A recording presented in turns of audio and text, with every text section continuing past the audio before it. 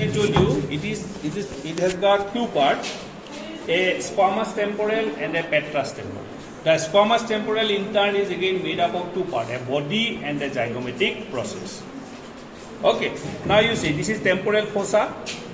Please come in front so that it is visible to you. Don't hide from me. You will not see the skull if you stand behind me.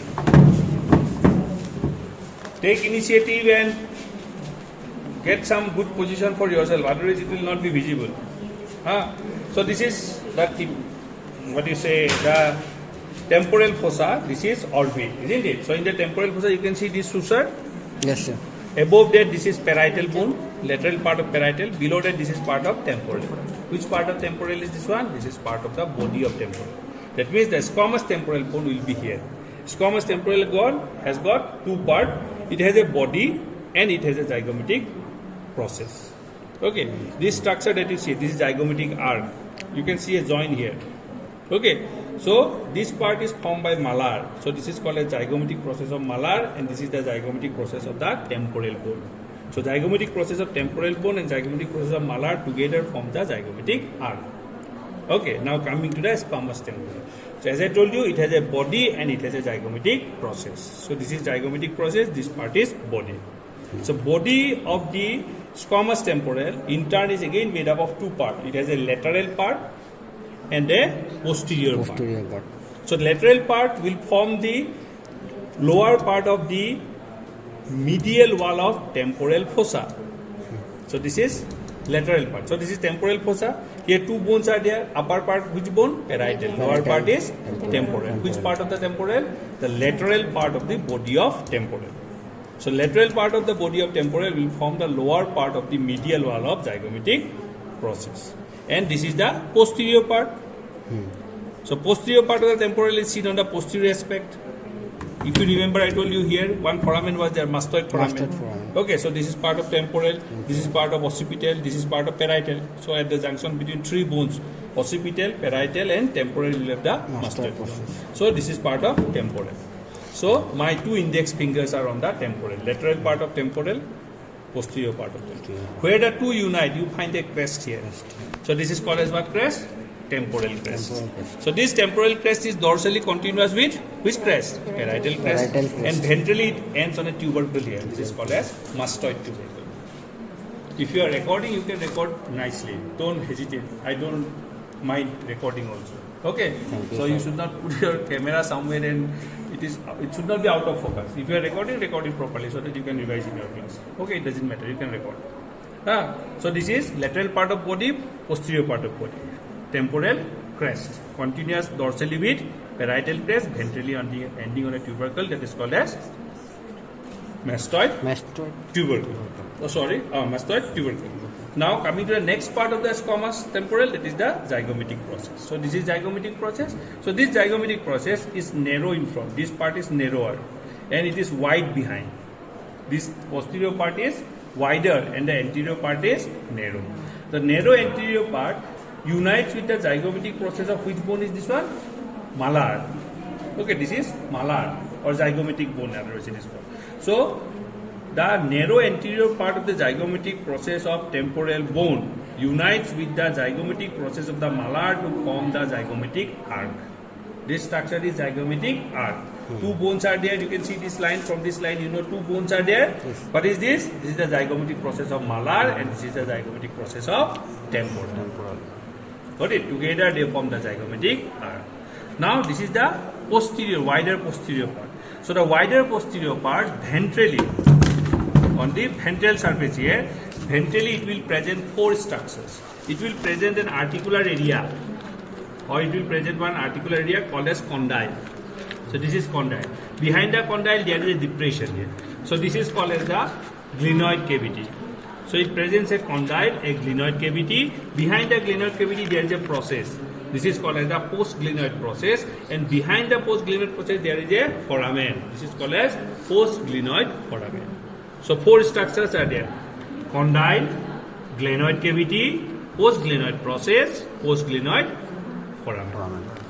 Is it clear till here? Yes, sir. Four structures: condyle, glenoid cavity, post-glenoid. Post means what? Behind, isn't it? So post-glenoid process, and behind the process, postglenoid foramen. Is it clear about body, about squamous temporal now? Squamous temporal has got a body and a zygomatic process. Body again is made up of a lateral part and a posterior part. Where the two parts meet, they form a crest. That is called as temporal crest. Whereas the zygomatic process, it is narrow in front, wide behind. Narrow anterior part unites with the zygomatic process of malar to form the zygomatic arc. The wider ventral part, the wider posterior part ventrally shows a condyle, a glenoid cavity, a post-glenoid process, and a post-glenoid foramen. Now coming to the next part of the temporal, that is the petrous temporal. The petrous temporal bone, it is made up of again two parts. It is made up of a petrous part. This is petrous part. Okay, it is made up of a petrous part and a tympanic part. So this is the tympanic part, this is the petrous part. Got it? Now, the petrous part of the petrous temporal bone is the hardest structure in the body. Sorry, hardest bone in the body. Hardest structure in the body is the enamel of the teeth. Among the bone, the hardest bone is the petrous part of the petrous temporal. Okay, so this petrous part of the petrous temporal lodges the internal ear. That means it is hollow inside, and the cavity of this bone lodges which structure? The internal ear. Now this petrous part of this petrous part of the petrous temporal bone, it presents two surfaces. This is one surface and this is another surface. So it presents a dorsal surface and a medial surface. Dorsal surface is also called as cerebral surface because the cerebrum will be here, cerebellum will be here. That's why the medial surface will be called as cerebellar surface. This is cerebellar surface, this is cerebral surface. The two surfaces will be separated by a crest here, and this crest will be called as the petrosal crest. Okay, so this is petrosal crest, this is the dorsal cerebral surface and the medial cerebellar surface. Now this medial cerebellar surface presents a large foramen here. Can you see this foramen? Okay, so this foramen, this is called as the internal acoustic meatus, through which the 7th and 8th cranial nerve will pass into will leave the cranial cavity. So this is the point through which the 7th and 8th cranial nerve will leave the cranial cavity. So this is internal acoustic meatus. Clear? Yes. Petrous temporal has got a petrous part and a tympanic part. Petrous part is the hardest structure, a hardest bone in the body, and it lodges the internal ear, made up of two surfaces, a dorsal cerebral surface and a medial cerebellar surface separated by a crest, that is the petrosal crest. And the medial cerebellar surface presents the internal acoustic meatus. In addition to that, one more slit-like opening is there actually, that is called as the aqueductus vestibuli. Okay, not clear here. Then come to the next part, that is the tympanic part. So this is the tympanic part. Okay, now this tympanic part, it is made up of 8 structures. Okay, now here you see, this opening you can see here. Yes. In this side, this one. This is called as the external acoustic meatus. This is internal acoustic meatus. This is external acoustic meatus. This part. This is external acoustic meatus. Then you see this bony structure that you see here, this one. Yes. In this one, this large one. Okay, here it is somewhat smaller. Okay, so this structure that you see here, this is the bulla tympani. Okay, or tympanic bulla, which lodges the middle ear. The middle ear is inside this bone. That means this bone is also hollow. It has the middle ear inside. So this is bulla tympani. This is external acoustic meatus. Now you see, connecting the bulla tympani, this is bulla tympani, and the external acoustic meatus, you have a thin plate, curved plate of bone. A curved plate of bone. This one, this bone.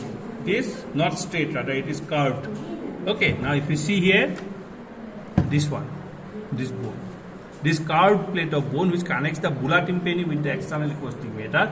So this is called as the external auditory process. Okay, this is external auditory process. Why external auditory process? Because it gives attachment to the external ear. The external ear of the animal will remain attached to this bony structure. So this is called as external auditory process. Between which two structures? external acoustic meatus, and bulla tympani. Got it? So 3 structures already we have discussed now about in the tympanic part: external auditory process, external acoustic meatus, and bulla tympani. Okay. Now here it got broken. In this area, there will be a rod-shaped bone here, this way. In this here, there will be a rod-shaped bone, and that rod-shaped bone will be called as hyoid process. Here the hyoid process is broken. In this it is there. No, it is also broken here. In this area, you will have the hyoid process. Got it? So the 4th structure is the hyoid process, which will be between the external auditory process and bulla tympani. Between external auditory process and bulla tympani, what will have? Hyoid process. Got it? Now, just behind the hyoid process, or you can say between the hyoid process and the paramastoid process, here in this area, you will have one foramen. This is called as the stylomastoid foramen. Stylomastoid foramen is the external opening of the facial canal. This is stylomastoid foramen. Where it is located? Between the paramastoid process and hyoid process. This is hyoid process, paramastoid process. Between them, stylomastoid foramen. Okay. Now, arising from or going downward from the bulla tympani, you have another process here. This is called as what? Styloid process. These 2 processes are styloid process. They arise from the ventral aspect of the bulla tympani. Okay. Now, at the root of the styloid process, you will have 2 foramen. One on the lateral side here, one on the medial side. The foramen on the lateral side is called as the petrotympanic fissure, whereas the foramen on the medial side, that is called as the external opening of eustachian tube. Got it? So, 8 structures I will again repeat. This is external acoustic meatus, external auditory process, bulla tympani, hyoid process, stylomastoid process, styloid process, petrotympanic fissure, external opening of eustachian tube. So these structures, they will form the tympanic part. Is it clear now? So